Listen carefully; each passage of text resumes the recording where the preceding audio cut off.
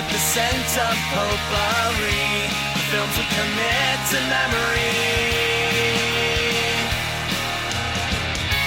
Crossing the felt ropes, watching from home on my TV, looking at all my eyes can see.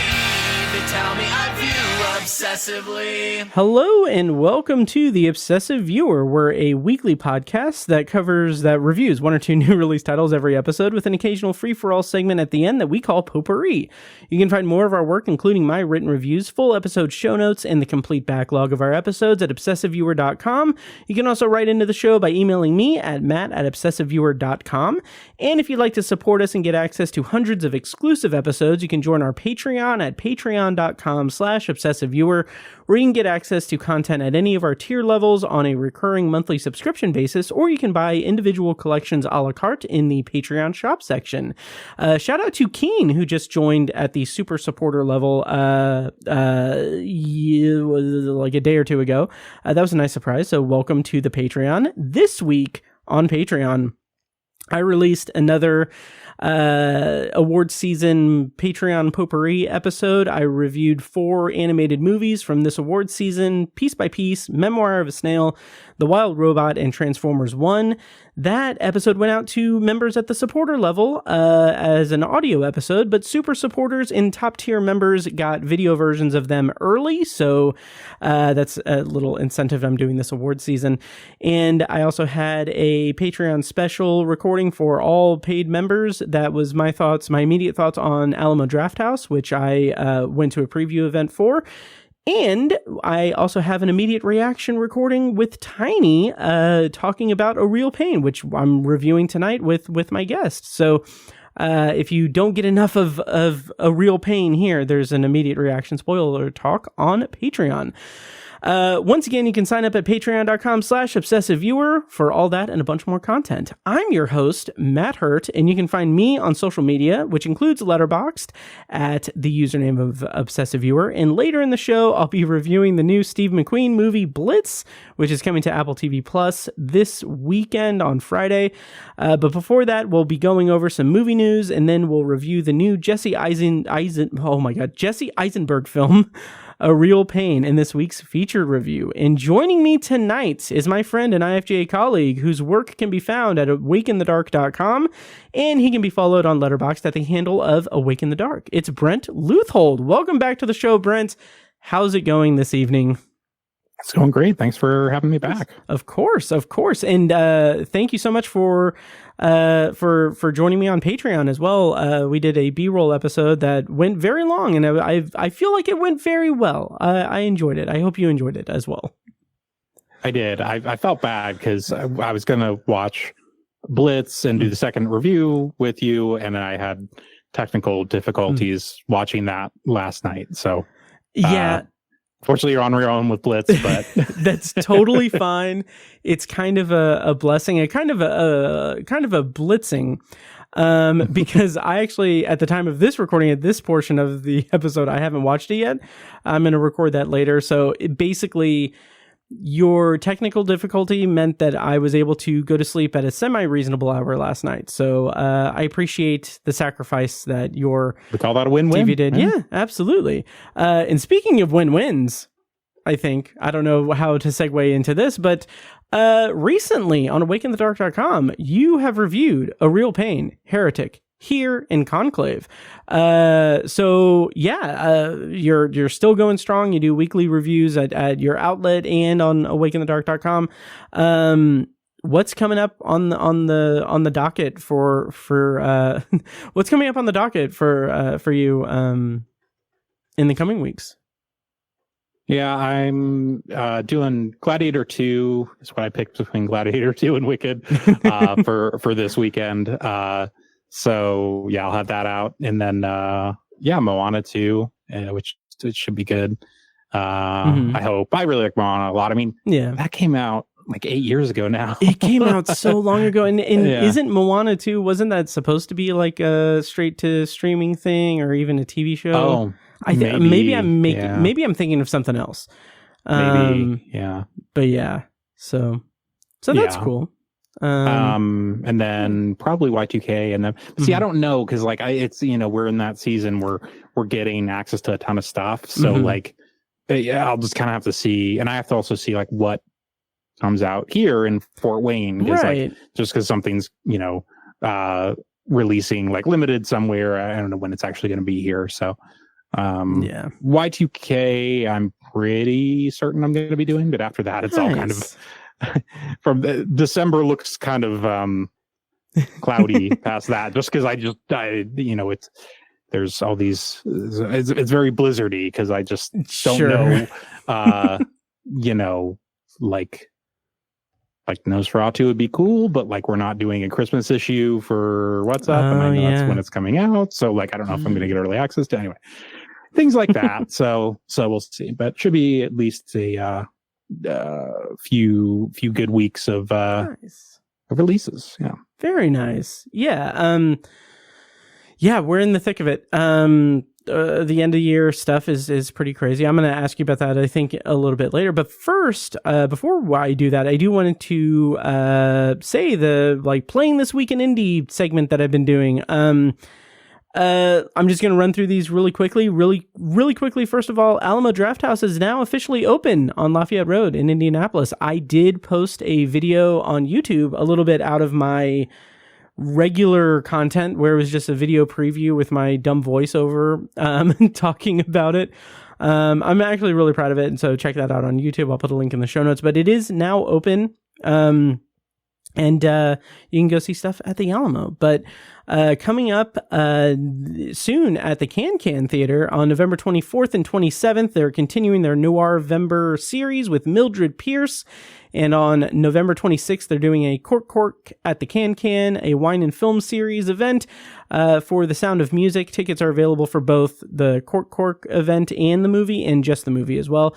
They're doing The Sound of Music, like I said. And then finally, on November 29th through December 1st, they're doing a special screening of When Harry Met Sally. So check that out at Can. And then the last thing I'm going to say is at the Living Room Theaters, they're having on December 1st at 9:30 a.m., they're having a Very Wicked Drag Brunch. I almost said plot summary. The website says, hosted by Pat Yo Weave and friends, this event will feature a delicious breakfast buffet, specialty drinks, entertainment by our drag performers, followed by a screening of Wicked, with seating in our lounge and around the bar. This event is exclusively for guests age 21 and over. So check that out at Living Room Theaters. Very, very cool. And that's what's going on at Indy, or in Indy.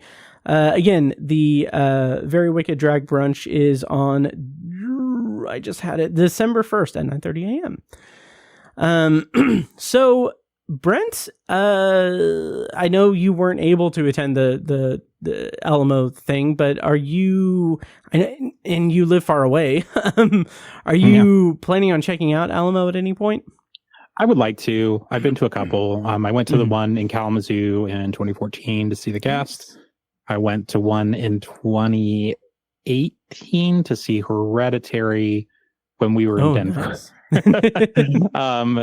So I was like, it's the only way I could pitch going to see a movie on vacation if it was a horror movie, and that it certainly was. So that was a fun one. Nice. So yeah, I mean, it's funny because like, it's almost more of a novelty for me, like not living near one. The one in Kalamazoo closed years ago. Oh, dang. Kalamazoo is like 2 hours from Fort Wayne, so it's drivable, but it's like, it's not. If they were playing, if it was some really special specific event or whatever, right? I would do it. 10 years ago, we would just go up to like Bell's and see a movie, and we were young and foolish then. We can't do that. We can't do that anymore. our bones are dust. So I can totally respect that. So I mean, the thing is too, it's like Indianapolis is like about 2 hours south of us. So like at this point, it would make just as much sense to go down to the Alamo, of course, just opened up near you guys. So yeah, I would like to go down. I like watching like your video and seeing like photos of it. Like it looks cool. I like the whole like the racing theme that they did and everything. So yeah, I mean, well, if we end up doing, you know, some kind of screening or whatever, like something, if like, you know, Evan or Nick or whatever, if they like rent out a theater, like of course I'll be there for something like that. So I imagine I'll cross paths with it. I've probably been to, I don't know, 3 or 4 movie theaters in Indianapolis over the years, just here and there. So sure. Well, yeah. Well, I would love to have you up there, or over there. But yeah. So that's what's going on in Indy. I do have a couple of news items before we get into our feature review. Do you mind if I go into news before the reviews? Yeah, go for it. Just a couple of things, and then I'll have a question for you about screener season. But the first one is that Conan O'Brien has been tapped to host the Oscars in March, I think.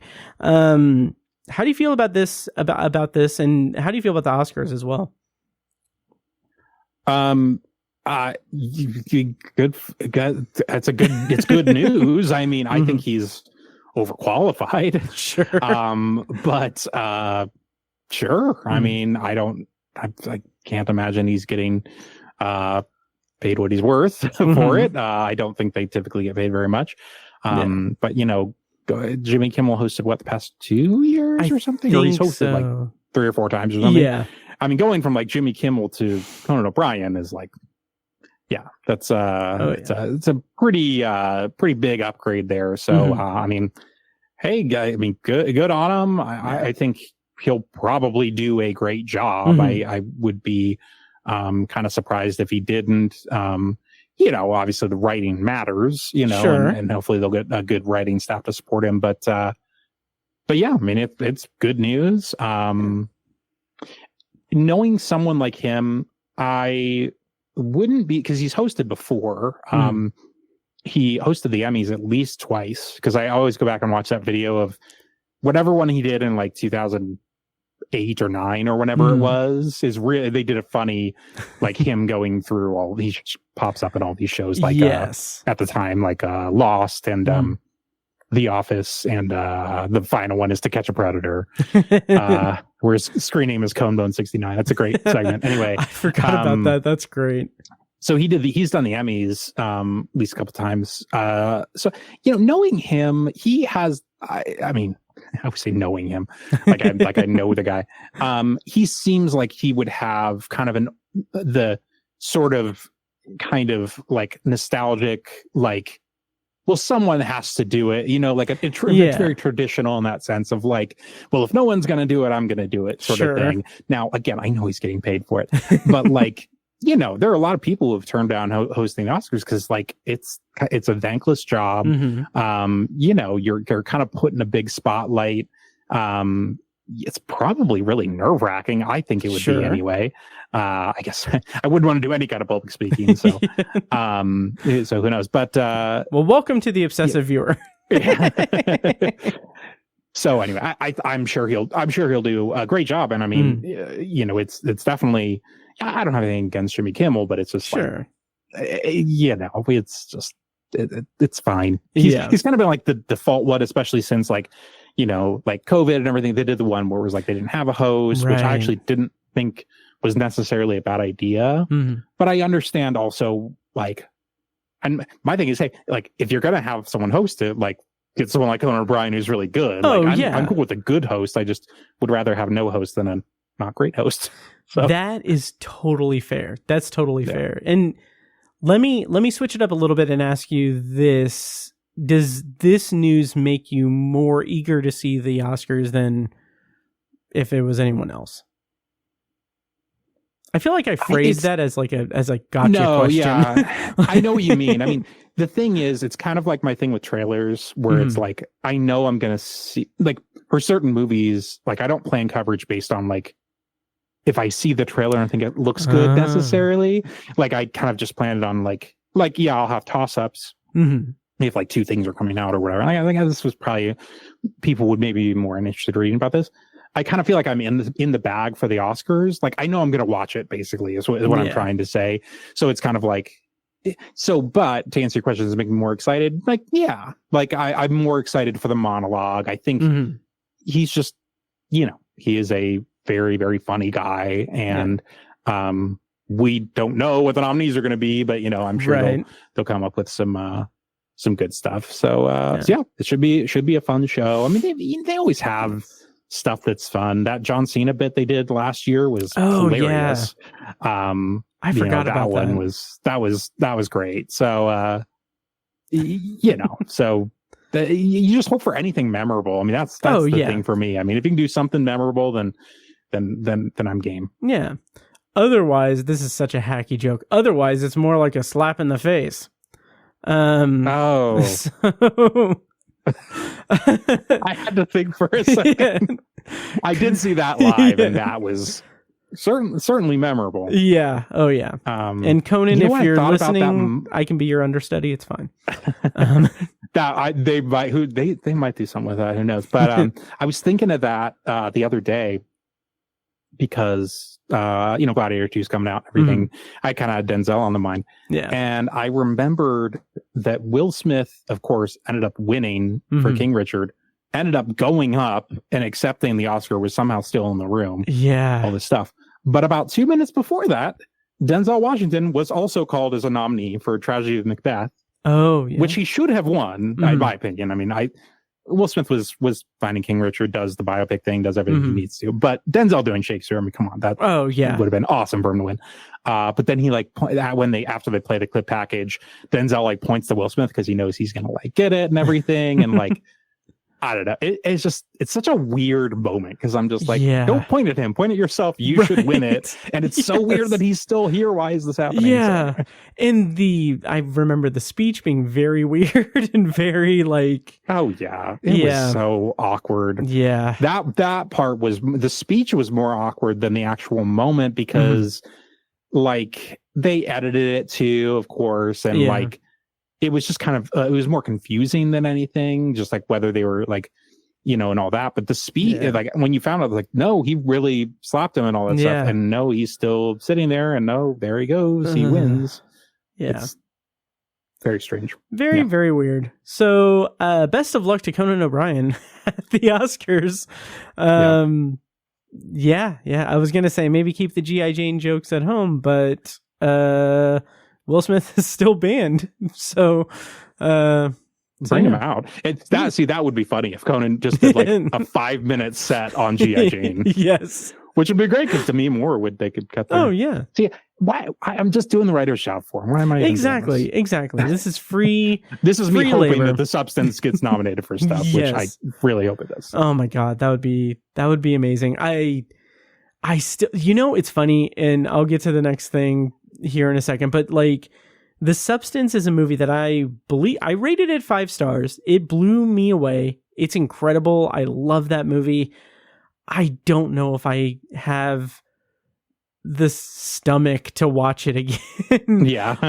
And I know that I know there's been a lot of people online saying oh, this is people that are turned away by the body horror and The Substance. I've never seen a Cronenberg movie or, baby's first body horror. But I'm I've seen some Cronenberg. I've seen some body horror. That just grossed me out. It's pretty, I'd say it's pretty gnarly. I mean, everyone acts like it's competing for the grossest movie of all time. Yeah. People who say that it's I mean, it's pretty unnerving, and it's also, I mean, it's body horror, it's gore, it's a lot of different things. There's a food stuff that's very different than what you would see even in a traditional body horror movie. So I get it. I mean, it's a movie that is designed to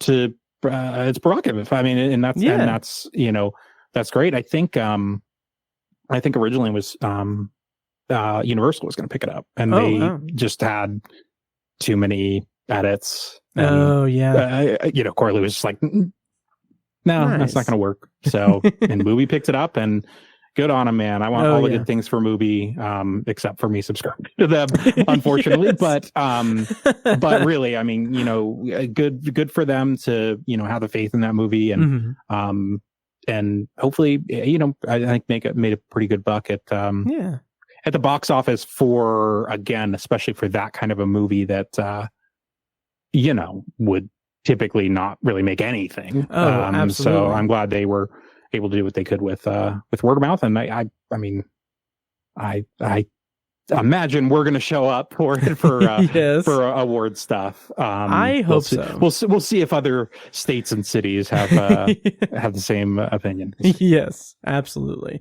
And speaking of award season, before we get to the featured review, I know that we talked about this in the B-roll episode on Patreon, but is there anything else that you've watched for awards consideration at this point that you want to highlight on the show? Anything that comes to mind, or anything that you're eager to check out that you haven't yet seen this award season?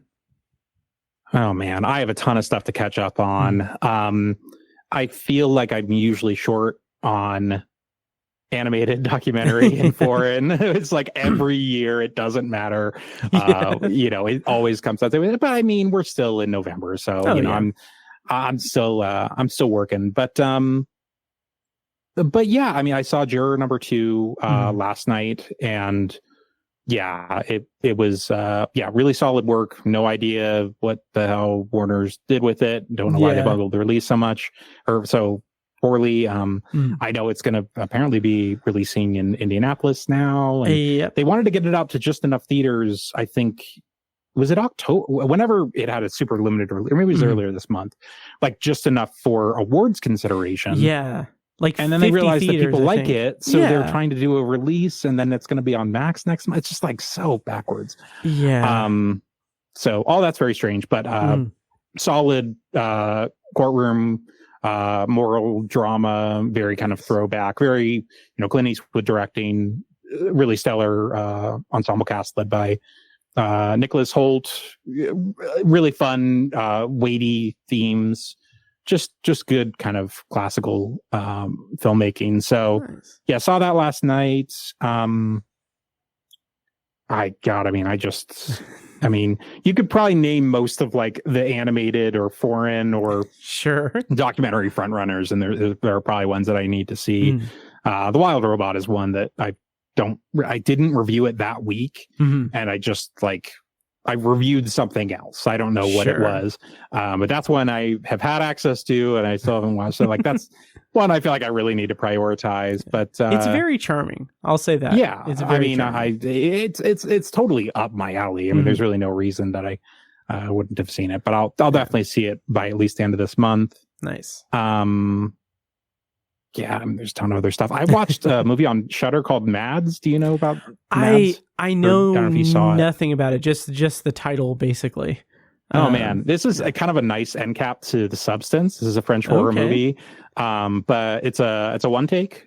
Okay. And it's about like 85 minutes long, and it's pretty intense. Nice. It's more in the kind of zombie vein, I would say. It's not as much. There's kind of like, it's not really body horror. It's more like, I would say, like kind of a take on the zombie subgenre. Okay.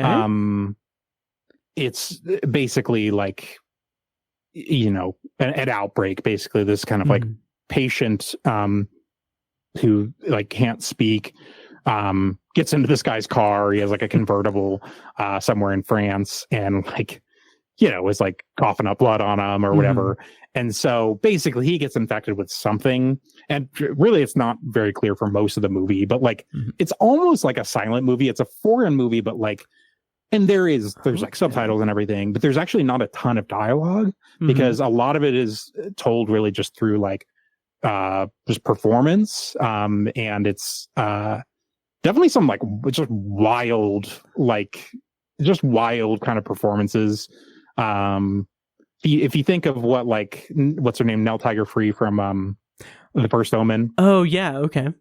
Like what she's doing in that scene that's like inspired by the possession.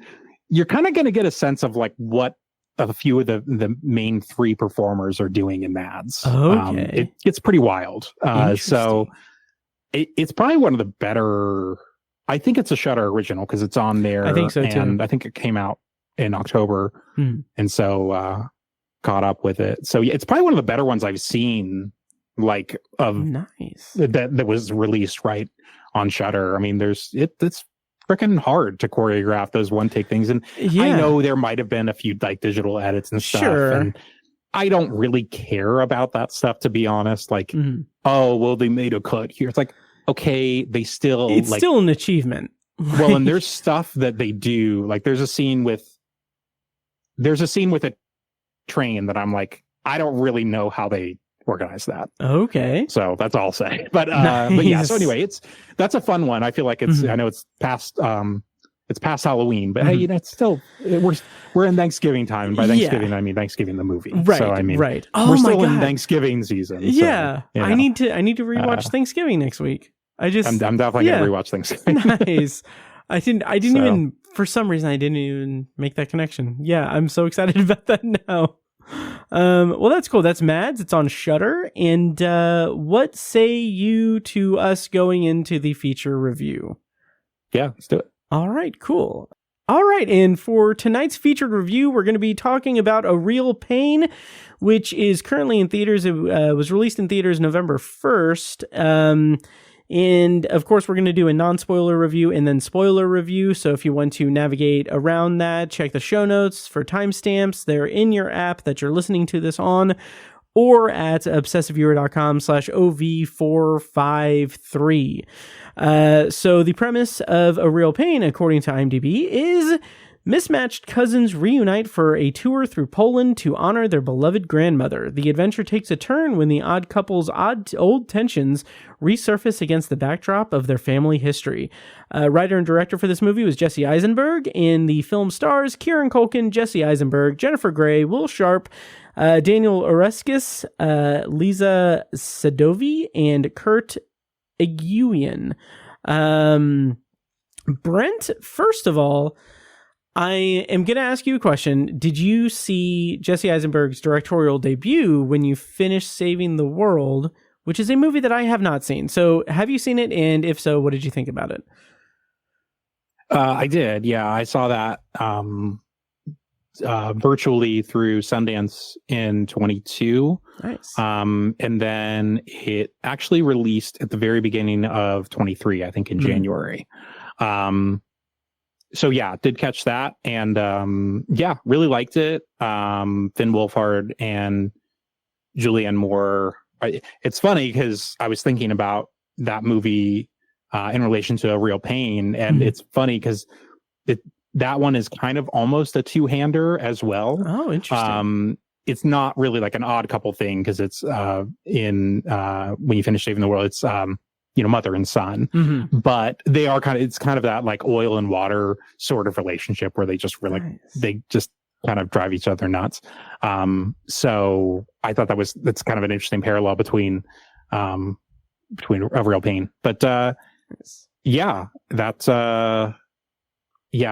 did enjoy that movie, and it has fun. Was not shot in Indiana, but is set in Bloomington, which is where Jesse Eisenberg spent time during COVID. And of course, in Real Pain, he sports an IU ball cap for a good amount of it, which was in the trailers too, for Real Pain. But that's it's a neat thing. He has some connection to Bloomington, and he loves it. So I know Real Pain also screened at Heartland, and I know he wasn't in attendance, but he did a video thing, greeting thing. So that was cool of him to do that. That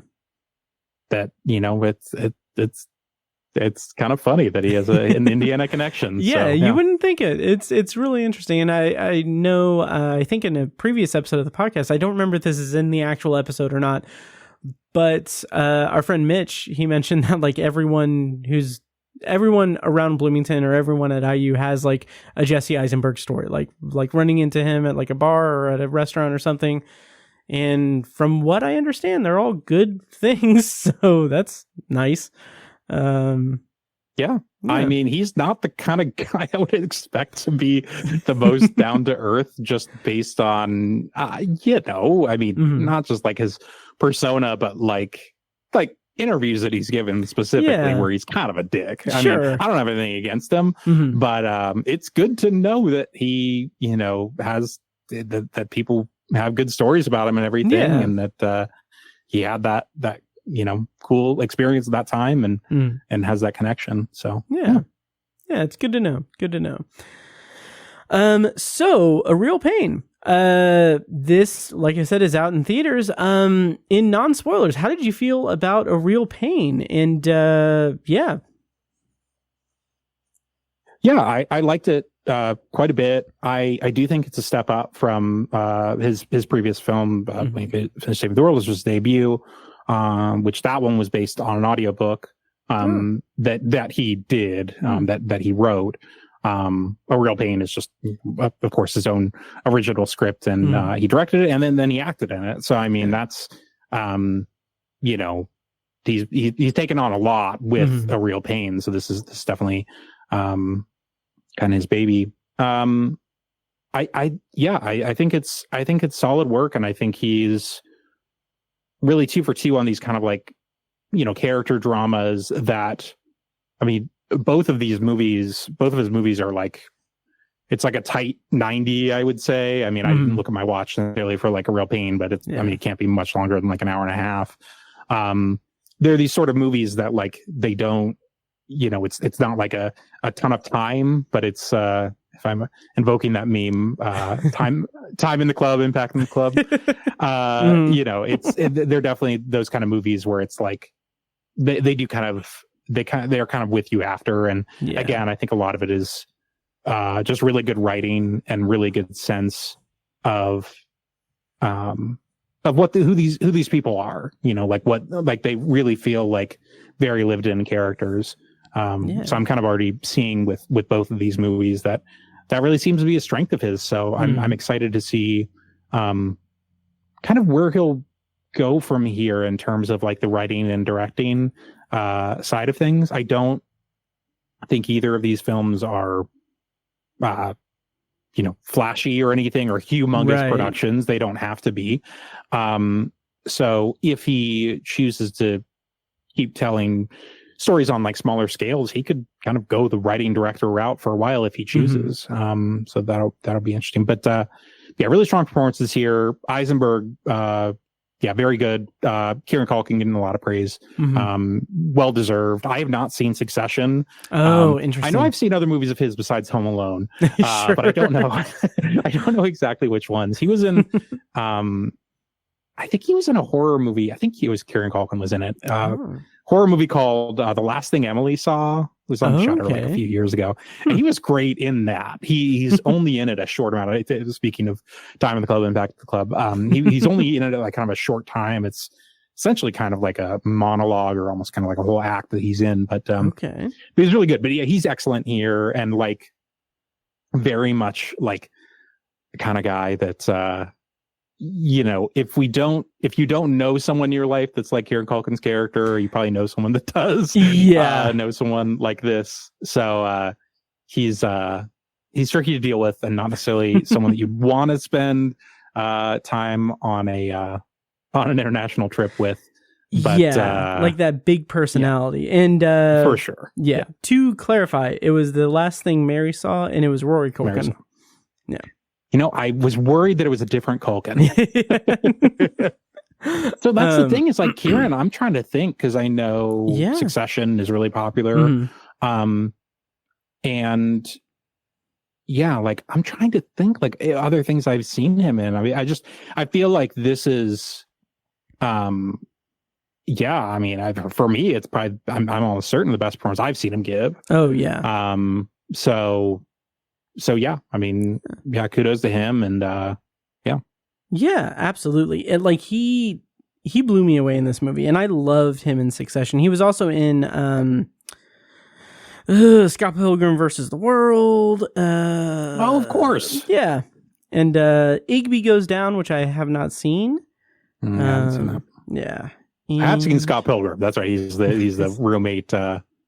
Yep. I forget his name, but yeah, yeah. But I highly recommend Succession though. And I know that I feel like I feel like maybe you have a thing with like long running series. But I will say, knowing that you just kind of dumped from what I understand, I think Succession would be a good pickup for you. Yeah. Season 3 is going to be ending on Friday or Saturday, sometime this week, and it's the 3rd season finale. And yeah, I think we're going to dump out after that. But we have to see. It's a 2-part finale, so we haven't seen the first part of that finale yet. But, I think after that we'll kind of call it. It got very Lost light. Like it was endearing the first season.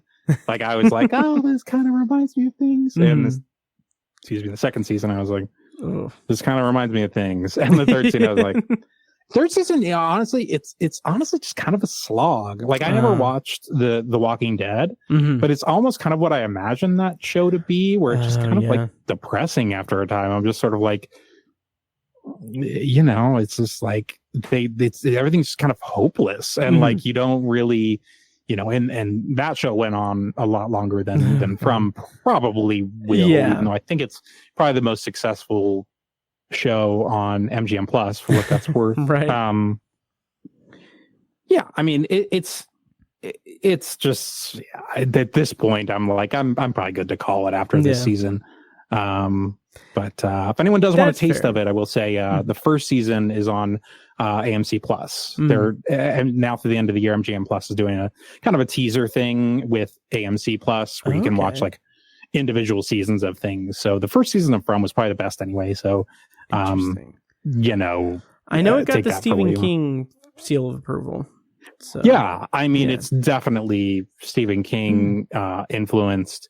Definitely Lost influenced, like specifically Harold Perrineau is the main actor in it, but just like, and by especially in the 3rd season, we're definitely getting into some Lost mechanics for sure. But it's, feel free to check out that. Honestly, if you just watch the first season on like AMC Plus or whatever, you're probably watching the best of what the show has to offer anyway. So gotcha. Nice. So a real pain. Sorry. Oh no, you're good. I've seen this movie twice now, and I've talked about it on Patreon twice now. But since we're not behind the paywall, I loved this movie. Like the first time I saw it, I rated it 4 stars. Second time, I bumped that up to 4.5.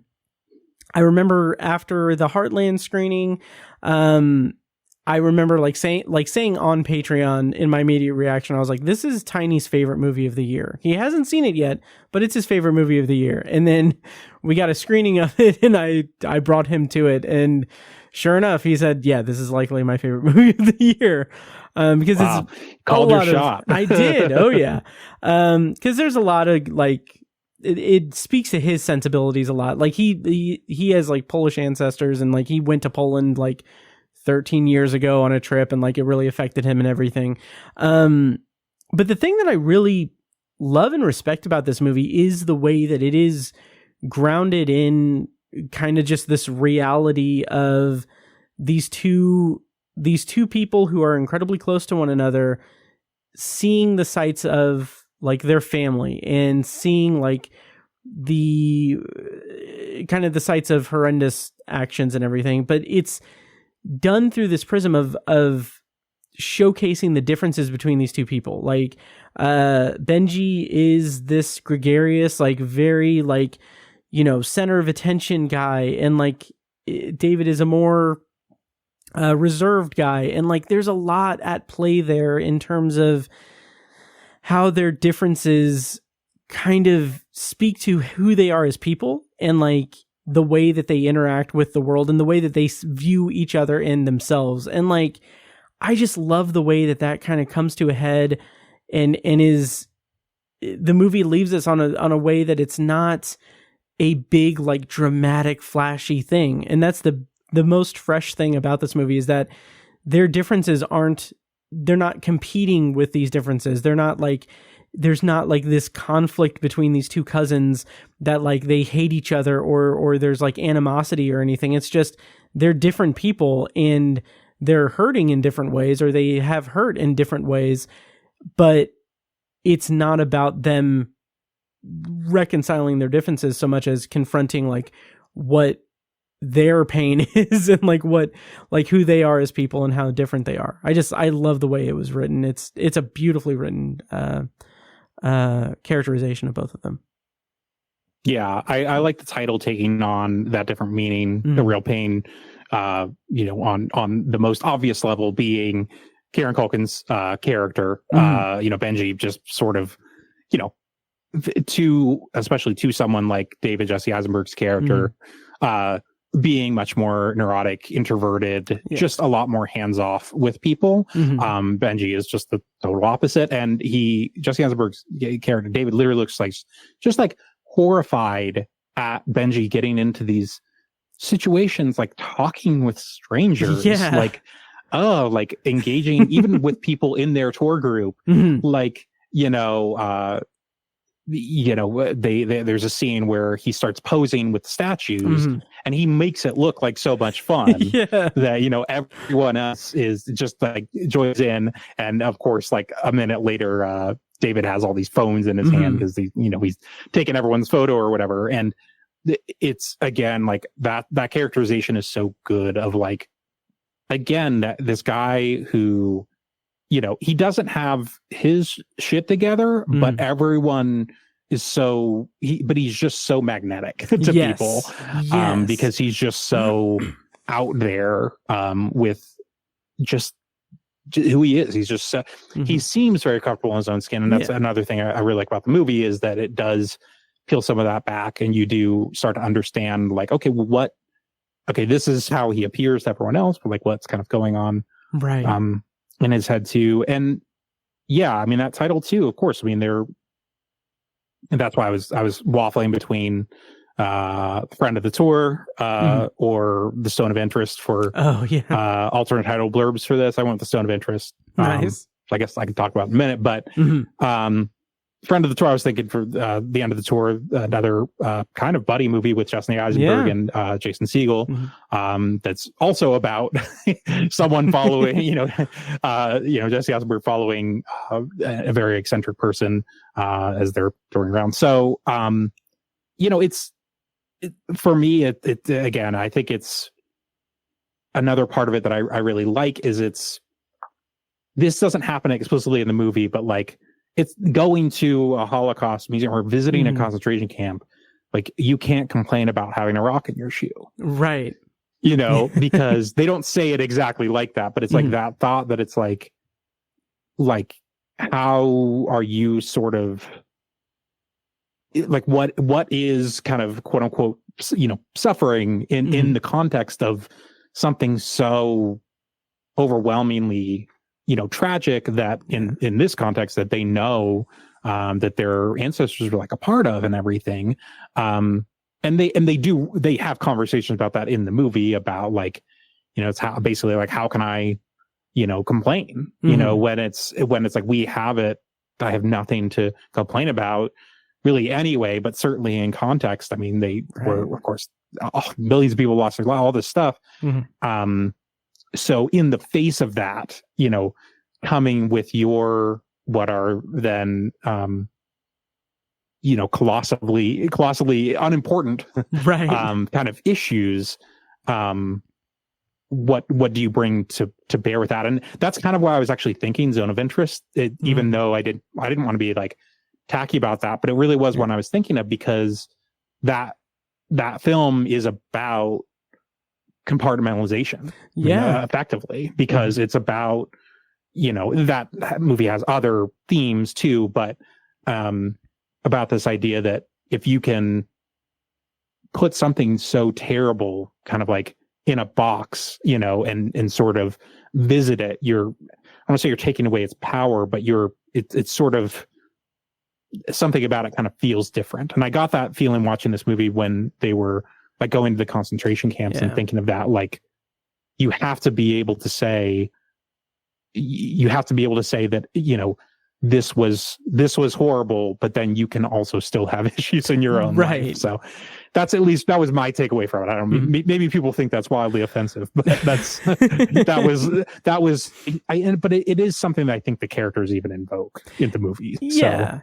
That level of like compartmentalization goes beyond even the tour and into their personal lives as well. It's kind of it's an interesting kind of microcosm of like what Benji's going through. And it's interesting because he is also the most vocal. He's the most like hard on his sleeve character in like a lot of those instances where it's like they're being confronted with like their reaction to the Holocaust and the reaction to the atrocities that took place in the place that they are. Like that is all kind of just centered onto him as like him reacting to things. And I think that that's so interesting because it plays up that kind of that extra layer to his character, because he is that guy who is the center of attention and incredibly charming and charismatic and kind of seems like he has everything together, or seems like he is, like you said, comfortable in his own skin, comfortable enough to like when he walks up to Jennifer Grey, like when they're walking and he's like, "Hey, why are you all alone? Are you just a big piece of shit or something?" Like, just like the way that he says it is so like disarming. And like the other thing, and we can kind of talk a little bit more about this in spoilers, but to kind of dance around it a little bit, the way that he doesn't have like, he has like some like emotional blow-ups a little bit, but they're not like the big like Hollywood emotional blow-up things. They're like, he has like his feelings and everything, and then it's just like it rests there, and it's not an easy fix. It's not like a big thing where like everyone comes together and they're like hugging him and taking care of him and everything because he's having like some kind of like emotional breakdown over this or whatever. It's just like he expresses his feelings and then they just kind of live with that. And people, I think that that's such a smart way to navigate such a very serious and horrendous subject matter as this. So I don't know. I think it gets points for that. Yeah, it doesn't have those movies or those moments rather that are really telegraphed and these big, like, swinging for the clip packet, Oscar clip package moments. It's just, I mean, not just, but it's these characters being believable in their central relationship that has gone through a lot. I mean, they their cousins, even though they were born, week or two, days or a few weeks or something from one another, like they're cousins, but I mean, of course, like they have a brotherly sort of thing at the very least in during this trip. So yeah, I mean, one thing I really liked, one like specific detail in terms of how they relate to each other that I really liked is just the aspect of sleep, because there's a couple times in the movie that David looks at Benji and who's just like could not be sleeping more peacefully. Who's sleeping like a baby. And David just looks resentful. And I think that's so funny. I woke up this morning. I woke up late. And I was like up in the middle of the night for like an hour or something like that. But that's not something that like my wife has said explicitly, but like she has just a lot of like trouble with sleep. I mean, I do off and on. But sometimes she'll say that. She'll be like, must be nice, that sort of a thing.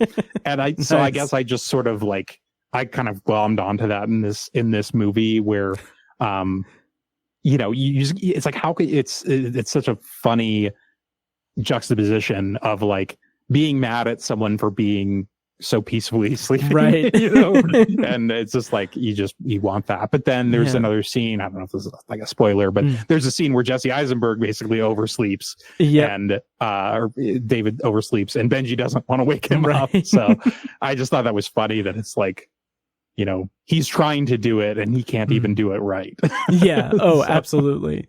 Absolutely. With that, do you want to go into spoilers for A Real Pain? Okay. Before we do that, what did you rate it on Letterboxd? Did you already say that you rated it 4 stars, or was that wishful thinking on my part? As wishful thinking, I give it 3.5. I wanted to get to that 3.5, 4, and I mean, this is one of those ones that I think, I could definitely see myself getting there. I do think it's an improvement on When You Finish Saving the World, which I do. Again, I think is like a solid movie. I would, I think it's on Netflix. Maybe feel free to check it out. I do think this is an improvement. I think also performance-wise too. I think this is one of Jesse Eisenberg's like better performances. Yeah, me too. Like probably his best one since The Social Network. I'd have to kind of go through his filmography. Yeah. I haven't seen Now You See Me Too, but it really strong work. And again, I mean, factoring in that he's doing all 3 of these things and doing them very well. I mean, we'll see what happens. But it didn't totally bowl me over. But it's one of those movies. It's like I totally get the love for it too. So it's kind of both of those things. But it's one I'm definitely happy to revisit. I do. Right, wrong, or otherwise, I do kind of like shorter movies sometimes. Honestly, this is one of the few movies that I've seen twice this year, and that 90-minute runtime is very well. Play into that. Yeah. Exactly. Oh yeah. So, yeah. But yeah, I love this movie. 4.5 stars. We'll talk more about it in spoilers, but if you're going to skip the spoiler section, make sure to check out Brent's work at awakeinthedark.com and follow him on Letterboxd at awakeinthedark. Yeah, but having said that, let's go into spoilers for A Real Pain. I'm going to play a clip from the trailer. When we come back, we're going to be spoiling A Real Pain. Davers and I are cousins. We used to be joined at the hip. Our grandma was from here, so Dave arranged for us to join this geriatric Polish tour with you fine people. That's the way we get by. I really needed this man. I know that it's tough for you to leave your boy. The way we get by. I don't really have anything going on. I know it's been a tough few months for you, so... I also want to say that I know you're not the most comfortable person with people. I'm not? No. Does it look real? Well, they're twice the size of you in metal, so... You sure you don't want to come up here? I'm good. Can you take my picture? That's what I'm talking about. Marcia! Thank you, David. But it's amazing that you're here, putting yourself out there so boldly for me. Thank you, man. Let's go smoke a joint. Word of warning, this will be a tour about pain. All right, so spoilers on for A Real Pain. And Brent, when you mentioned your wife being like the whole must be nice thing about sleeping, I just imagine, like, I don't know, this is so dumb. I just imagine her like at like a dinner table with people, and like you go to the bathroom and her being like, I love him and I hate him. He just sleeps so well. Yeah.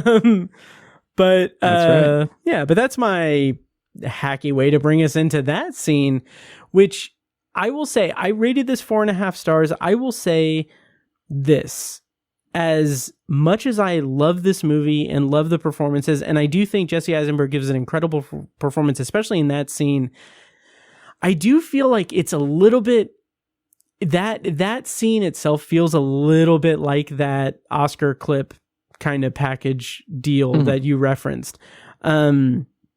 But with that blemish aside, I think that the strength of Jesse Eisenberg's performance is in playing the straight man to Kieran Culkin, but not being overshadowed by Kieran Culkin, who is giving like a career performance, I think, in this movie. So I think there's a lot more subtlety to Jesse Eisenberg and what he brings to the table and what he is carrying throughout the movie that I think plays up really, really well in more subtle ways than Kieran Culkin. Yeah, definitely. It's kind of almost more like the straight man role to Kieran Culkin's kind of, a little more idiosyncratic. So, So yeah, I mean, I think they're both strong.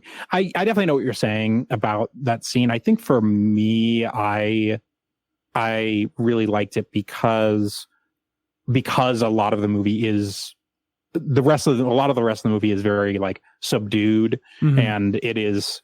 I mean, even Kieran Culkin, even though he's very out there, neither of them are really like engaging with like their emotions, like really very much, especially like with other people.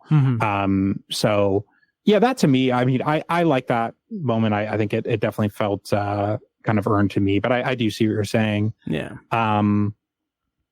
Yeah, and that, and then him seeing him play the piano. I kind of like the way, unless I might have missed this, but like they don't really address whether Benji hears what David said at the table exactly.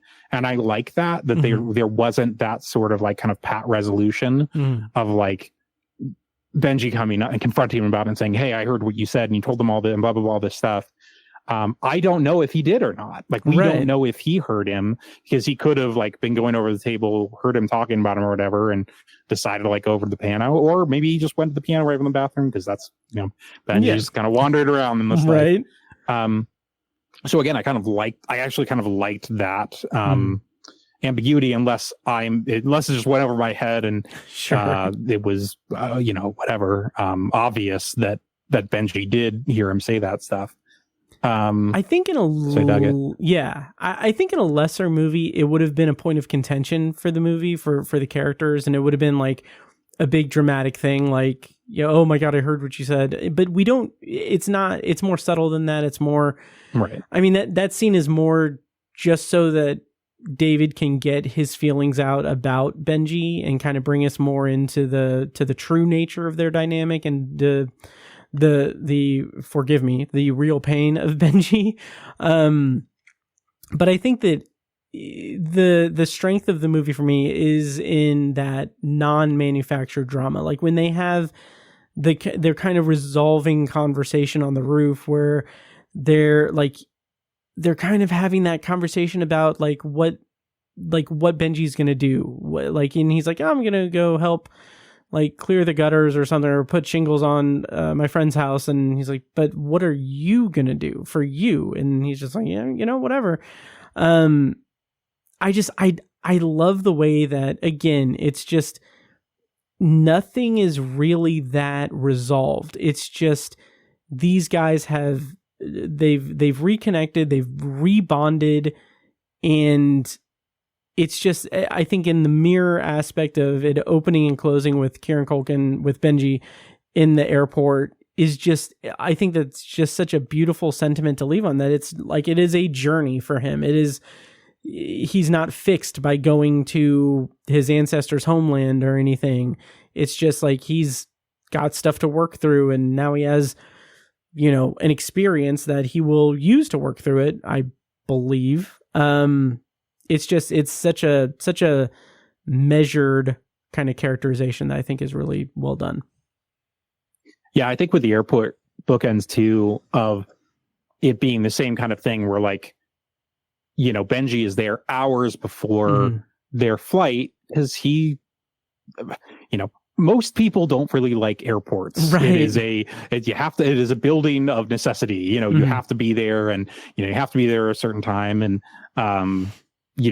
David is kind of leaving Benji all these voicemails while Benji doesn't like pick up and everything. He's like, hey, I'm on the whatever New York tunnel, and I'm gonna be, I'm gonna be there in time, hopefully, but feel free, whatever, all this stuff. And he's like, freaking out about it. And Benji's not even picking up his phone.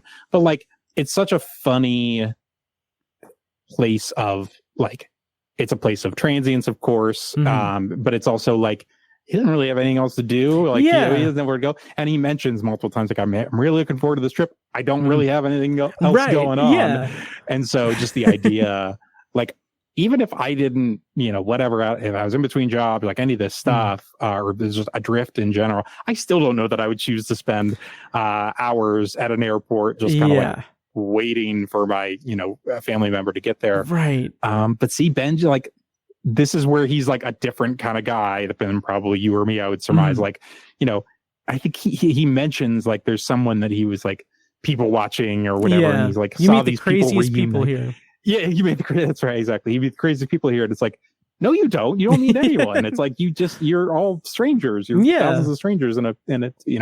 So it's just I never tired of that with their relationship of just like David is just almost just terrified by like just Benji even just putting himself out there. And I just that was that was funny. I mean, there have been times in my life where I've been maybe a bit more Benji-ish, but I definitely lean towards David, especially on the airport front, probably, talking to people when they're at Holocaust Museum or wherever that Jennifer Grey's character was, and that he has that line too right before he goes over to her. Well, no one wants to be alone. Yeah, and it's like that's like a great, that's such a great signifier for him, where it's like it's a sweet sentiment. Yeah, and it's it's a nice thing to say, but it's also like, well, sometimes people want to be, and it's just so childlike, which I think is a lot. There's Arrested Development character aspect to his character that's that's not. To me, it wasn't like obnoxious or anything. It's just kind of how he's gone about his life. So yeah, just really well drawn characters. I think that's the main thing that if Eisenberg's going to keep kind of writing and directing movies, I think that'll be the really kind of great thing to see him. I mentioned in my review, we'll see. I mean, if something, he only has 2 movies under his belt, but if he does go kind of the Woody Allen route, where it's movies that he's doing pretty frequently, he's writing and directing, that some he stars in, some he doesn't, that'd be pretty neat to see. I mean, as long as where he goes, as long as it's the only Woody Allen route that he goes down. Yeah, I'm talking just about his personal life. I'm not talking about anything with movies. Gotcha. If he has the same personal. Yeah. No. All right. Well, thank you for joining me, Brent. That's what I wish for him. But no, I totally get what you're saying. Yeah. Yeah. Yeah. Well, we'll see. Who knows? I mean, maybe I know there's a Now You See Me sequel coming out, and he just mentioned in an interview, someone, I forget who the interviewer is. He's a popular guy. He was on red carpet stuff, and he's like, what kind of project do you think about? He's like, I'll do any project. He's like, if you want me to voice like a Rice Krispie, one of the Rice Krispies, I'm there. He was basically like, I'll kind of do anything. Pays the bills, but it makes me wonder again, like, okay, well, I know he's probably joking with that. Maybe he's not even joking. Sure. But there is that thing of like, one for you, one for me thing. Yeah. And if he wants to do Now You See Me 3 so he can, bankroll, another movie he writes and directs. Yeah. A real pain number 2. Yeah.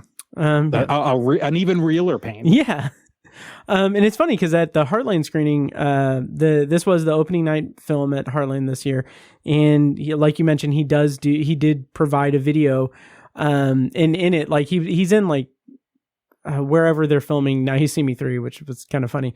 Wasn't like Eastern Europe or like Romania or something like that, wasn't it? Or I can't remember where it was, but it was so funny because he has that persona, like that neurotic persona down. Like, yeah. Now that you mention like Woody Allen, like they would be like I could see that. I could see him doing like going like a Woody Allen route, which one of my favorite, I know that you're not terribly familiar with classic Simpsons, but one of my favorite lines from like the classic years of the Simpsons is like there's a line where there's like a dinner party or something and a bunch of people are talking and they'd say the line, like someone says like, did anyone see that new Woodsy Allen movie?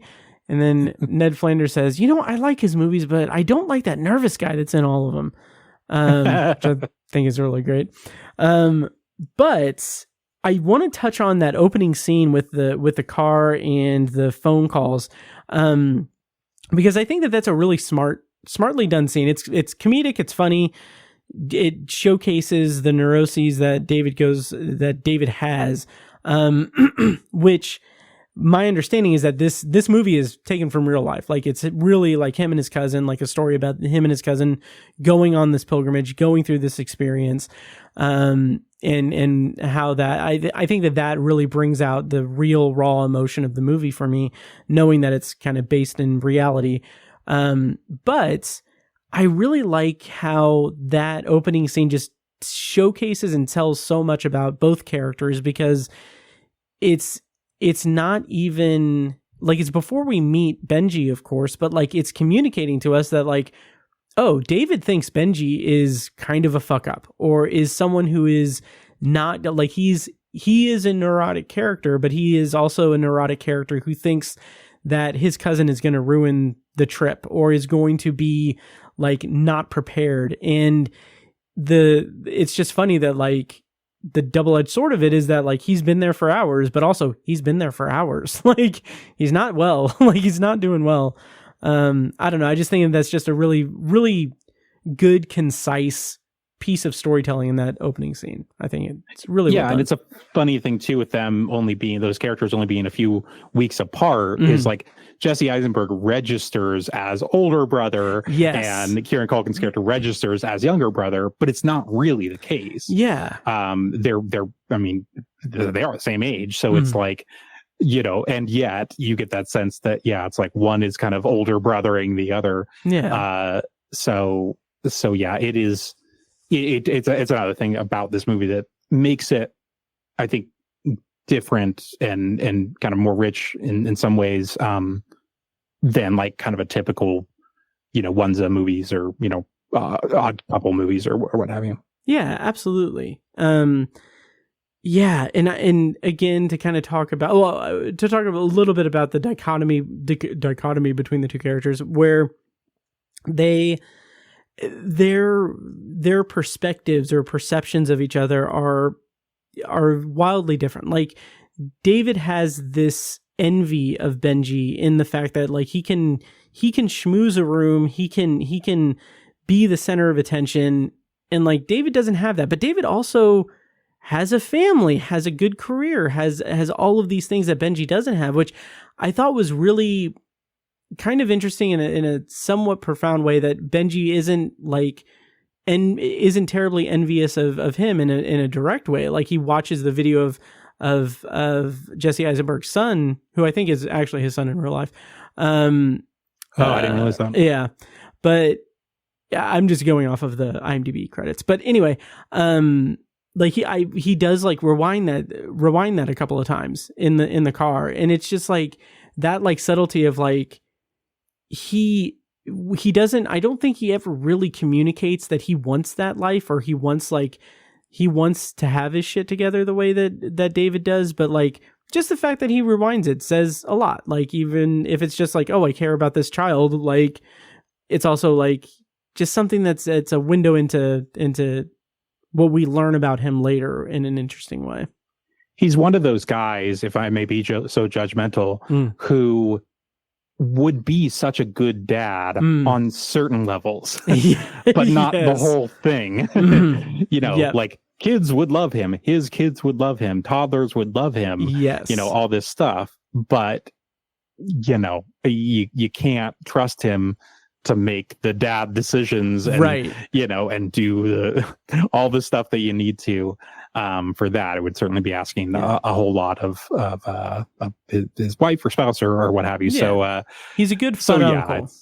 He is. He would be the fun uncle. So I mean, it is good that he really seemed to like Abe, David's son in the video.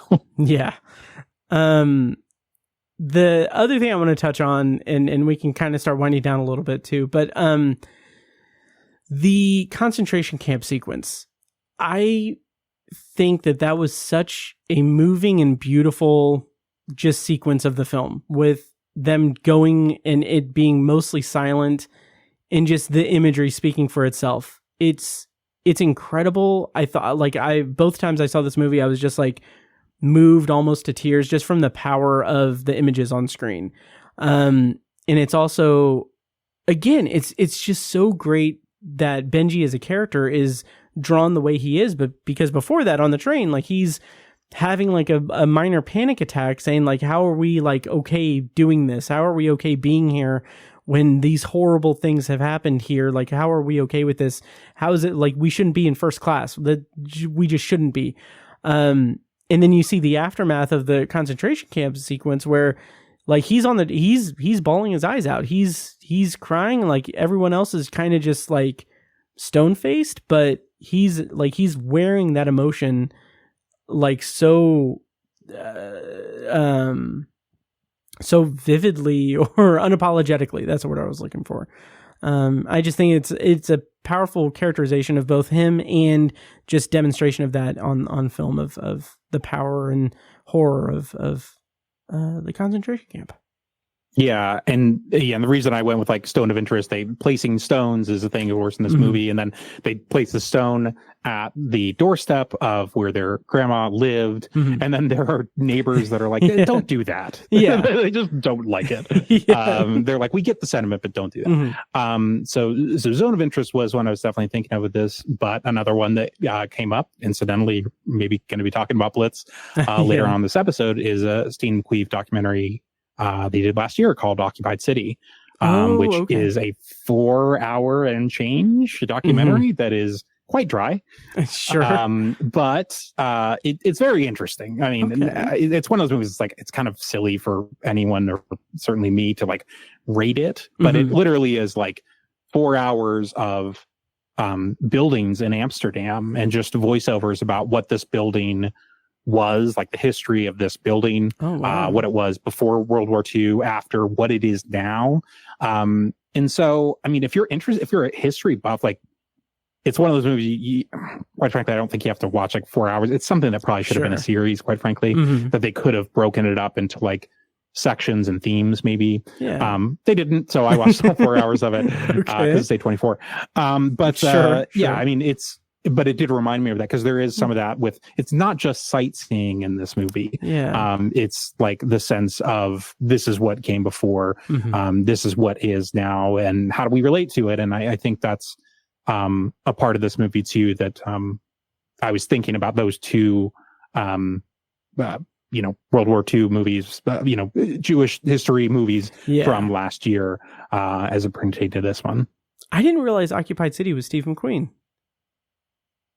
Interesting. Yeah, I say COVID was a hell of a drug. I think what happened, so like Ethan Cohen did like a Jerry Lee Lewis documentary that was like really bad, and then Steve McQueen, this isn't Occupied City is not like a bad documentary, but I honestly think it's just like, I think some of these filmmakers were like, got up to some stuff during the pandemic and were like, I'm really interested in Amsterdam, like as it relates to World War II. And I don't know, I could be totally talking out of my ass. Maybe that was something that he did totally unrelated to the pandemic. Now I know with whatever the trouble in my whole lot of trouble, or Trouble in Mind, the Jerry Lee Lewis documentary. I know that Ethan Cohen did that one during the pandemic. That one is definitely bad. Anyway, all that to say, I wish like they had done a series of it, because I think it's probably best to be watched like in hour chunks, like so like 4 1-hour chunks.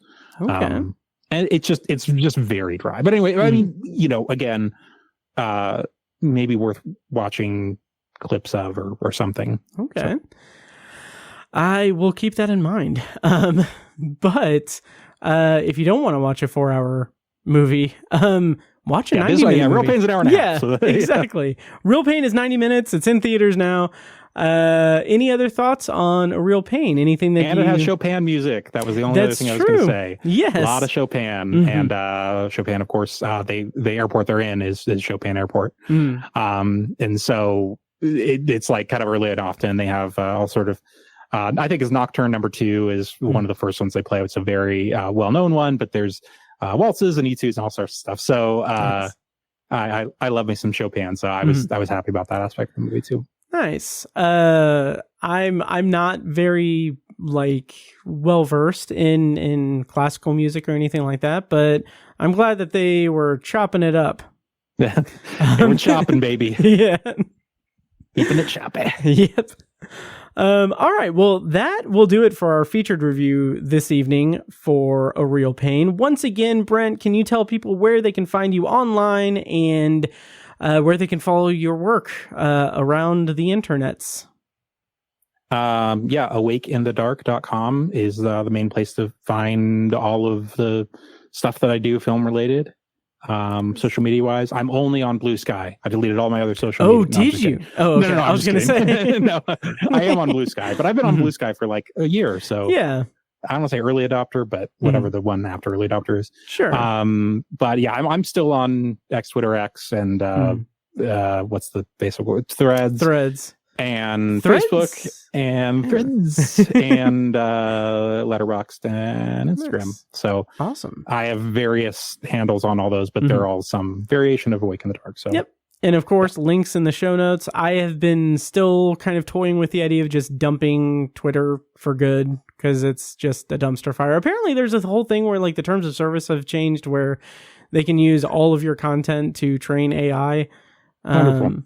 So it's really good. Not great. Anything I've ever yet. written on there. I guess technically it's links, but okay, yeah. No, yeah. I don't even want to. I mean, I don't even if it's flirting with that. I probably shouldn't. Yeah. But it is worth noting, and we'll get to the secondary review and everything, and we'll bid adieu to Brent here in a second. But it is worth noting that Threads has kind of blown up a little bit. It's getting good.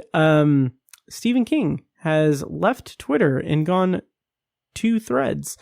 And Threads is embracing Stephen King as like the father figure of Threads, and it is so delightful to see just the outpouring of respect and love for that man. And seeing him pop up, like replying to people, like someone saying like, "Hey, Stephen King, what book should I start from you? I've never read one of your books." And he's just like 11/22/63. Yeah, so it's a delight to see that kind of play out on Threads. Did he just know that person was like a Kennedy fan or something? No. He just I think he's just a fan of 11/22/63. Oh, okay. Yeah, I think it was just a genuine response. Like, you should start with this one. This is, and to his credit, 11/22/63 is the best Stephen King book I've ever read. And perhaps best book I've ever read. Whoa. Yeah. So, yeah. Good for him. I know he had a big following on Twitter. And I know he was, I know he's obviously upset about what it is now. Yeah. So good for him. Glad he's on Threads. And I'm glad he's able to talk with fans and, do what this stuff was meant to be for in the first place and not a ton of awful stuff. Yes, exactly. So, Brent, thank you for joining me for this mini Tower Junkies episode in the Obsessive Viewer podcast. We're going to bid adieu to Brent, but we're going to go ahead and keep strolling on with our secondary review coming up here shortly. And of course, before we get to our secondary review, I want to take a quick moment to remind you that if you like the show, please take a moment to follow us on social media and subscribe to and rate the show on Apple Podcasts, Spotify, YouTube Music, or whatever your preferred podcast app is. And don't forget to subscribe to the Obsessive Viewer Podcast YouTube channel as well, where, as I mentioned earlier in this episode, I posted a preview video of the Alamo Drafthouse that I made. A little bit out of my wheelhouse, but I might do more things like that. It's kind of cool, and it's new content. So check that out on the Obsessive Viewer Podcast's YouTube channel. Link is in the show notes, of course. And if you're interested in starting a podcast of your own, you can go to Libsyn and use promo code OBSESS. When you sign up for a new account, you'll get up to 2 months free, depending on when you sign up, and we'll get a commission on it as well. More details on that are in the show notes of this episode. And now, back to the show. They tell me I view obsessively. What is your name? George.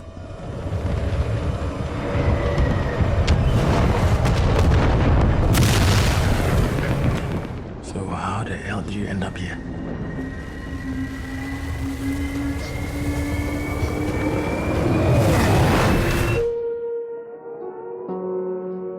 My mom sent me away. She did it to keep you safe. Your son did not arrive at his destination. You're responsible for his safety. Why can't you tell me? Where's my boy?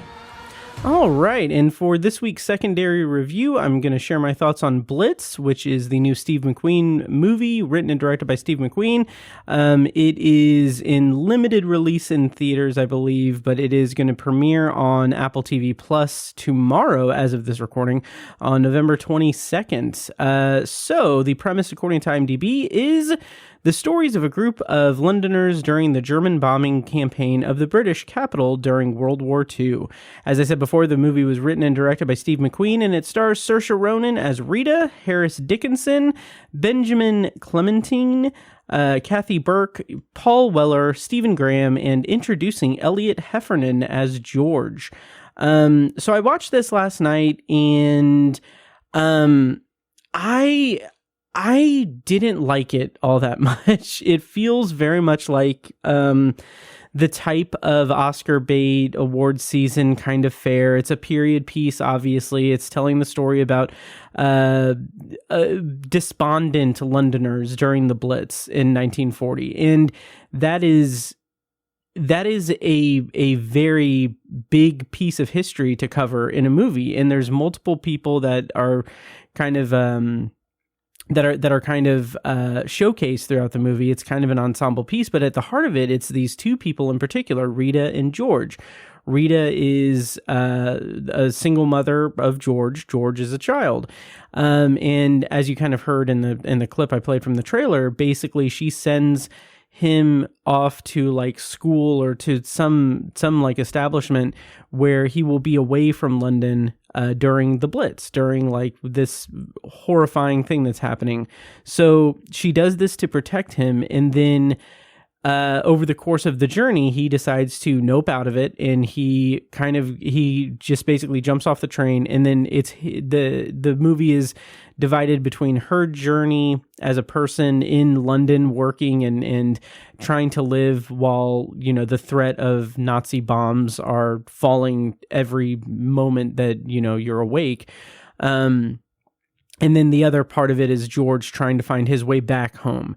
And there's a lot of good drama there. There's a lot of good, like, ideas of drama there, because a lot of it is due to there's this whole thing where George, the way that they leave things when George leaves is not in a good place. Like he's upset with his mother. His mother is trying to get him to say goodbye and to like acknowledge her. He doesn't.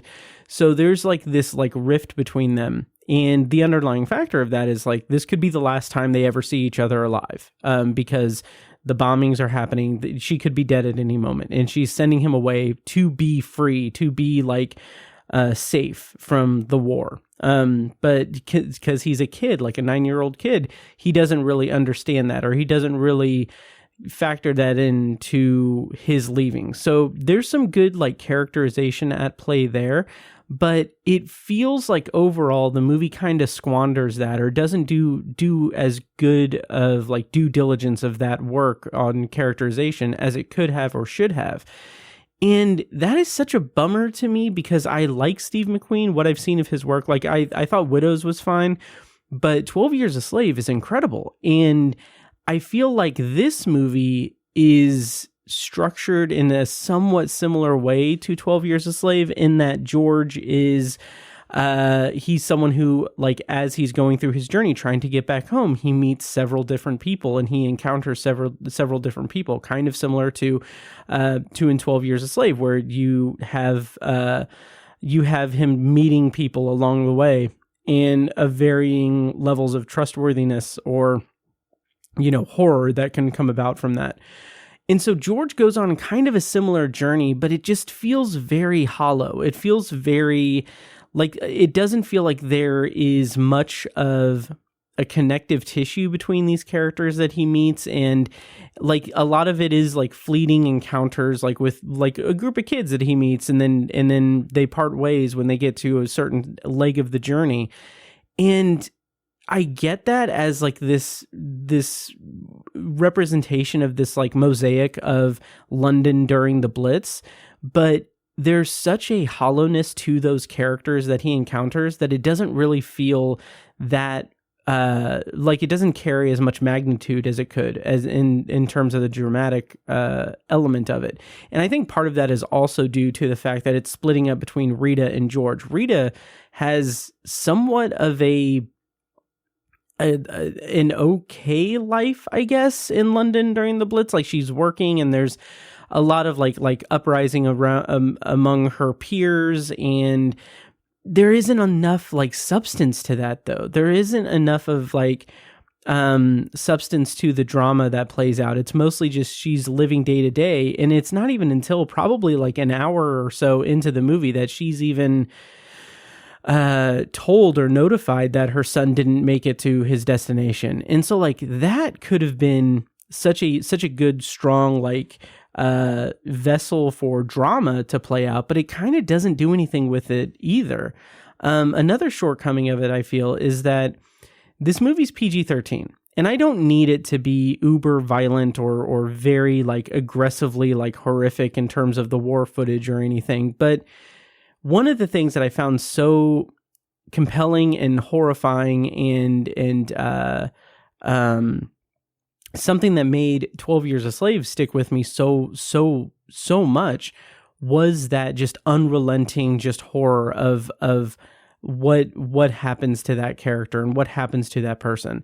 And here there are like, I would be curious to know if Steve McQueen intentionally shot this for PG-13, or if it was like something that like Apple was like, hey, you know, we're trying to do like award stuff, you know, maybe make it a little bit more broad to a wider audience and make it PG-13. I don't know what the case is. I don't know which way the pendulum swung on that front, but I do think that it just feels like Steve McQueen was kind of sleepwalking through this, or sleepwalking through this movie, or just kind of not doing much in terms of like what could have been done to necessitate the drama that's unfolding.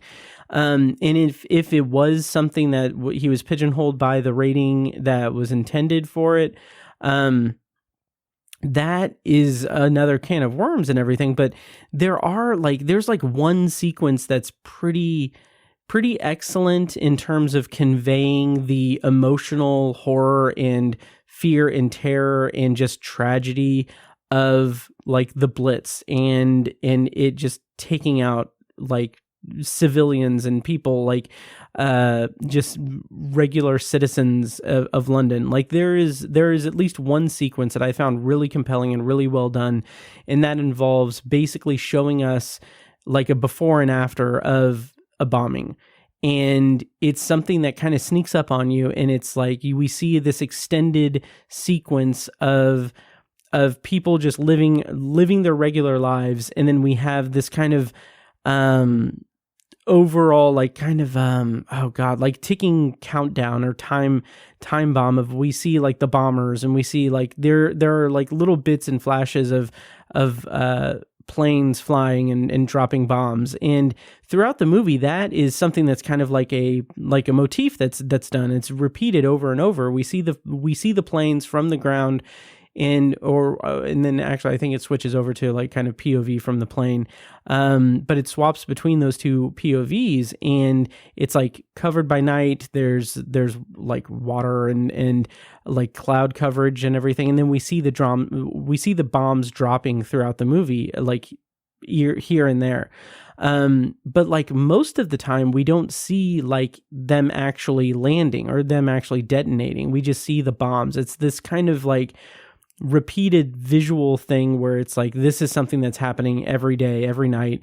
This is something that's happening. And I understand that, and I respect that, and I like that, but it just kind of doesn't really communicate as much, because we only get like one or two sequences where it's like directly related to that. At least from what I can remember, it just seemed a little bit, I don't know what the intention was, but that one sequence where it does work in its favor is where we see the before and after of what one of the bombings, and it's powerful. Like that alone is an incredible just short film. It has nothing to do with the main plot of Rita and George. It's just a vignette of people living their lives, doing something enjoyable, and then we see the bombs, and then we see the aftermath. We don't even see like the wreckage or the carnage of the bombs detonating from the POV of where they are. It was really effective. And I will say that it does tie into the story of George and Rita, because like it transitions over to George being in that place, like immediately, not immediately after, but because of where he is in the story, he finds himself in the wreckage of that. And it's just a jarring kind of transition from seeing people in this place doing their thing, and then we see the bomb, and we see the effects of the bomb detonating on the ground from the POV of the plane, and then it transitions to later where George is there.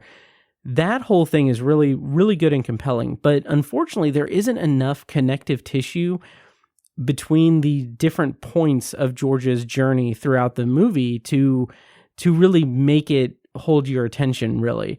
That's like the sharpest version of that. That's the sharpest example of that, being a connective tissue of George going through his journey to try to get back home. But like everything else is just like, okay, he runs into someone they prove to be maybe not very trustworthy, or they prove to be trustworthy, but then they're gone before he can really forge a bond with them or anything, or what have you. And that's all well and good. Like that is an intentional thing that Steve McQueen does in this movie, but it's also something that just doesn't really connect in a wider scope. And because of that specifically, when we get to the end of the movie, which I won't spoil or anything, but when we get to the end of the movie, it just kind of feels unearned. It feels more like the movie is just ending rather than reaching a point of emotional resonance for the audience, because even though we followed this character and we followed these characters throughout the movie, it just feels like, okay, well, now they're at this point, and now the credits are rolling. It doesn't feel like a big emotional moment when it should be. It absolutely should be. So it just really feels a lot like really disjointed, and it's really a shame because it is created like it's intended to be told in a way that shows like a wide scope of Londoners during the Blitz, and that's the elements of that are there. The elements of that kind of mosaic of a story are there, but it's just not fleshed out enough. It's not as rich as it could be in terms of characterization and in terms of various character arcs converging or running into each other. Like I just wish that there was more to that. I wish that there was more of that element of the story in the story, but unfortunately it's not. I will say from a technical perspective, it looks pretty great. When we do see like the rubble and the destruction of London, and the after effects of the bombings and everything, it's really, really well done. And it looks great. There's a lot of really good usage of lighting and cinematography in nighttime sequences where we see, like, the opening of the film opens with a building just burning at night, and people trying to get like a fire hose under control to take out the fire. Whereas like we are hearing bombs dropping all around them and everywhere. It's just really enforcing in us from the outset just the sense of despair and hopelessness of the situation that all of London is in this scenario, in this history.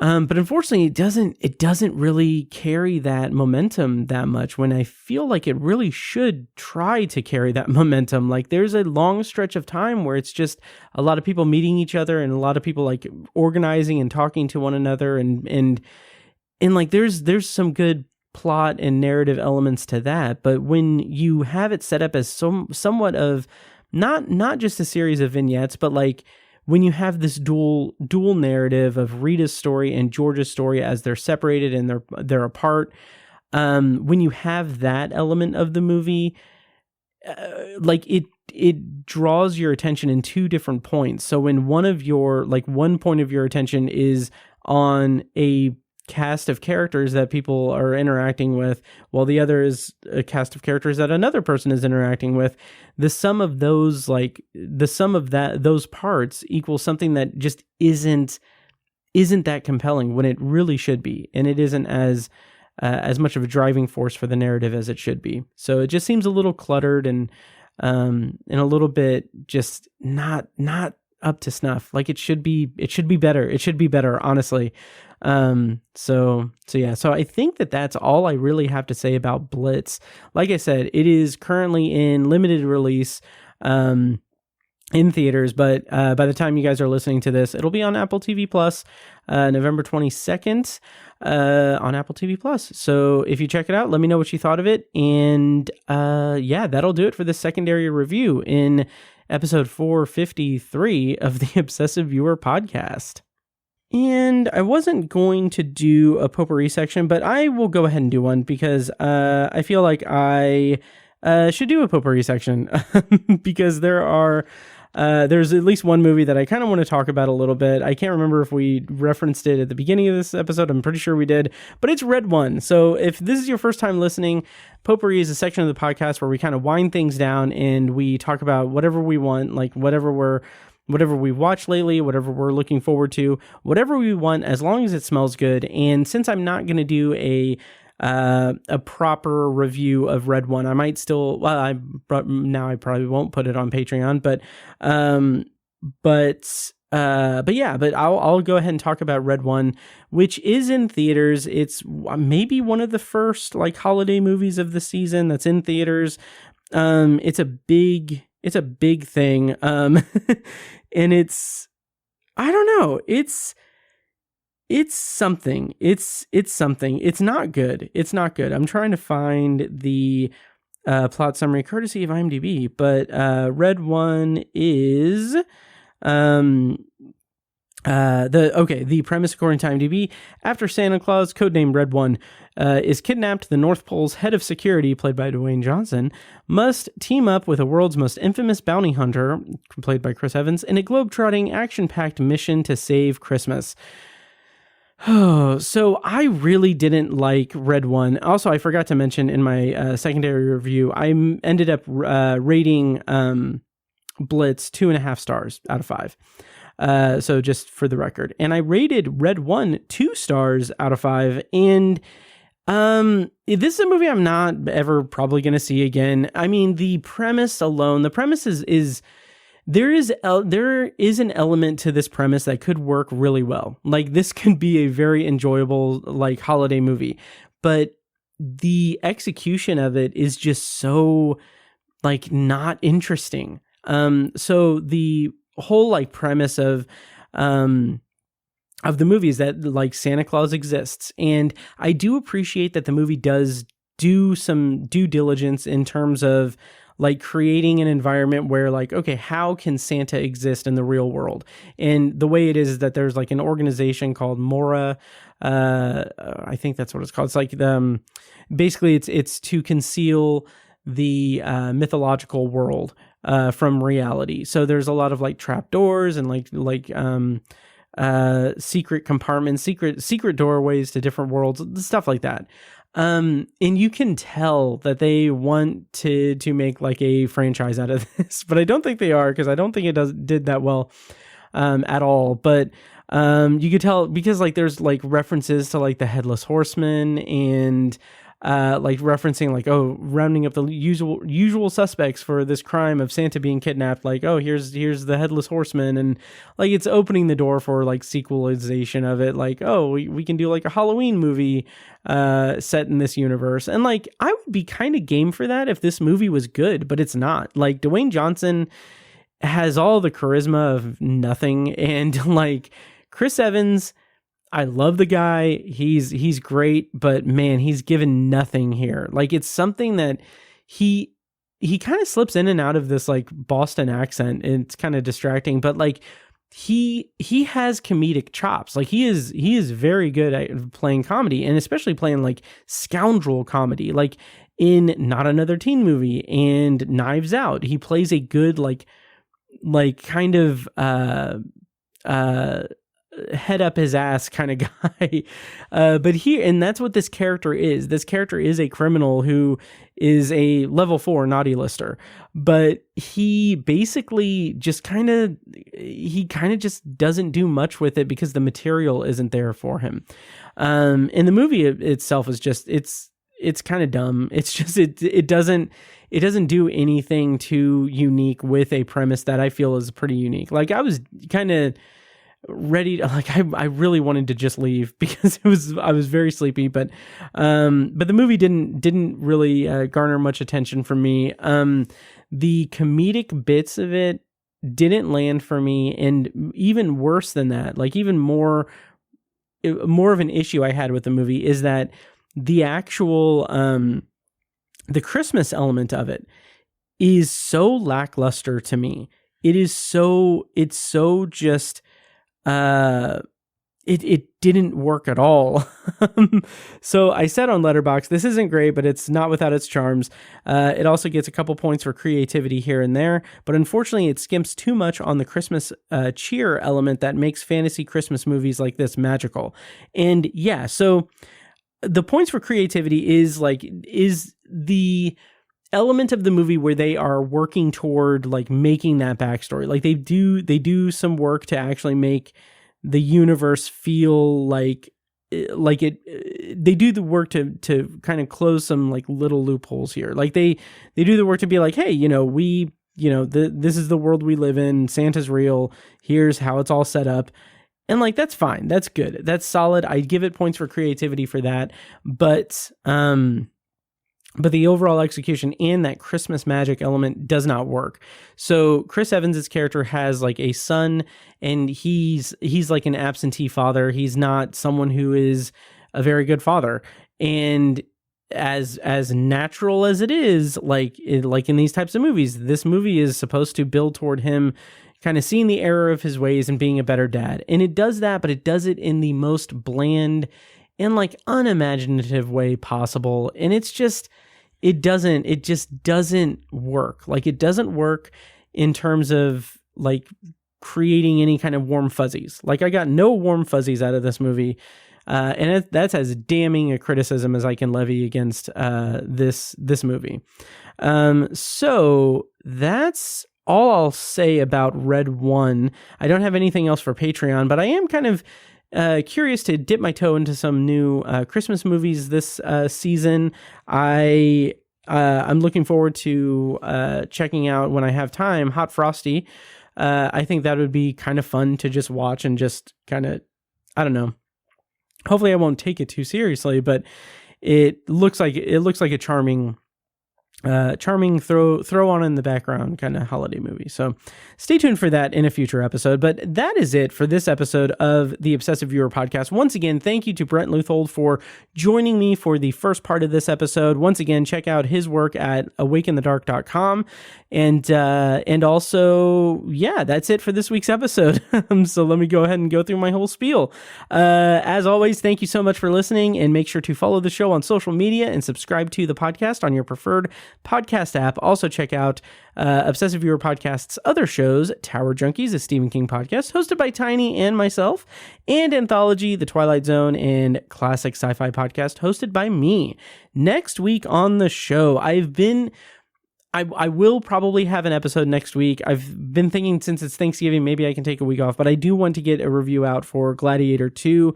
So next week on the show, or next time on the show, I'll be reviewing Gladiator 2 and The Piano Lesson, which is going to be on Netflix tomorrow, actually. So that is the plan for next time on the podcast. We'll see what happens with it, but until then, also, if you're interested, check out Patreon. If not, that's fine. But also, I will ask, if you see me post stuff online, if you want to retweet it or repost it, go nuts. If not, that's fine too. So until next time, thank you guys so much for listening, and I will see you in the next episode. And now, enjoy this short clip from a recent Patreon-exclusive episode. For the full episode and more Patreon-exclusive content, sign up at patreon.com/obsessiveviewer. Weird stuff. I don't know, of course, why. No one knows why Warner does anything, but I did wonder if it had to do with how bad Joker 2 tanked. Oh, yeah. That they were just like, we can't distribute anything right now. I mean, right. I don't even know that that's the case, but like, I don't know what else to say. Like, I don't know, because it's so baffling, because it's just like, okay, Clint Eastwood isn't a box office juggernaut, but like, his movies, especially that time of year, do pretty well if you like look back. I mean, I think Cry Macho went to Max because that was during COVID, but like The Mule did like pretty well, especially like relative to its budget and what kind of movie it was. And there's like a market for that. Like, this is a dad movie for sure. 100%. 100%. Thank you for listening to the Obsessive Viewer podcast. This episode was produced and edited by me, Matt Hurt. If you have feedback, thoughts on our episodes, or just want to connect, you can email me at matt@obsessiveviewer.com. For more information on this show, including a full archive of our episodes and show notes, visit obsessiveviewer.com. And if you enjoyed the show, please give us a follow on social media and subscribe to us on your podcast app of choice so you never miss an episode. Also, consider rating and reviewing the show on Apple Podcasts, Spotify, and Audible to help increase our visibility and grow our community. If you want to support the show and get early access to new episodes, as well as a steady stream of exclusive episodes, you can join our Patreon at patreon.com/obsessiveviewer. For information on more podcasts presented by obsessiveviewer.com, visit obsessiveviewer.com/podcasts. Our theme song is A Little Mad Sometimes by As Good As It Gets. For more of their music, check them out on Spotify and at asgoodasitgetsmusic.com. Thank you so much for listening, and we'll see you in the next episode.